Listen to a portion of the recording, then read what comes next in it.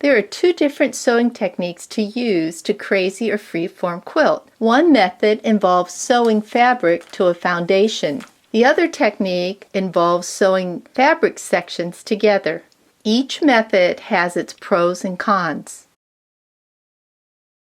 A foundation is a piece of paper or fabric that provides stability when sewing. When you use this foundation, you don't have to worry when you want to sew different types of fabric together, such as a heavier velvet to a lighter silk. Most of the traditional crazy quilts were sewn on foundation. If I didn't use a foundation, I would probably have to limit myself to just using fabrics that were the same type and weight, like just using 100% cotton fabric. So a foundation will allow you to use almost all types of fabrics in your project. When you sew fabric to a foundation, you don't have to worry much about fabrics cut on the bias. The foundation acts as a stabilizer. Here are two fabrics that have been cut on the bias and then sewn together into these two blocks. On a foundation, there's no stretch. When I don't use a foundation, there's a lot of stretch. This could lead to distortion in your final piece. Foundation also helps me to see where I'm going. It's like a canvas that you get to paint with fabric. This foundation gives you structure when adding fabrics. Without a foundation, you might get lost and make your piece too big or too small. These are all great reasons for using a foundation.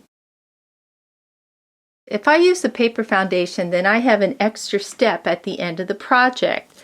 I need to tear all this paper off. If I use a muslin foundation, then my quilt gets heavier, twice as thick, and it's difficult to quilt through. Number one reason why I don't like to use a foundation is that I'm limited with my free-form piecing. Once I sew it down, I can't move it unless I want to rip it out with a seam ripper. Often I put a piece together and then I decide I don't like something. For example, I don't like this big piece of white in the center here. If I want to change it, I have to rip out all of these pieces or just start over. Now here's a piece that's been sewn without a foundation. If I want to change this piece, all I need to do is cut it out or cut it smaller. Let me turn this. I can either cut here and cut the whole piece out. Let's do that.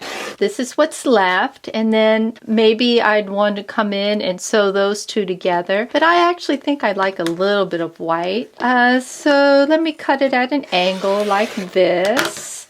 I like this a little bit better without so much white in the center. So you can see I have more options when I'm not using a foundation. For the rest of the videos in this series, I'll be demonstrating how to sew these strips together without a foundation. If you want to experiment with foundation sewing, why not try one of our small projects? These cards were made by sewing on foundations. Go to learnhowtoquilt.com and click on Small Projects. In about an hour, you can learn to free-form quilt on a paper foundation. You only need a few scraps of fabric and your sewing supplies. This is also a good project for teaching kids how to sew on a machine, as it doesn't take a lot of skills or time to complete the card. Thank you for visiting learnhowtoquilt.com. If you like this video, please share it with your friends. For more videos about free-form quilting, visit our Beginner Basics section and click on Crazy or Free-form Quilting.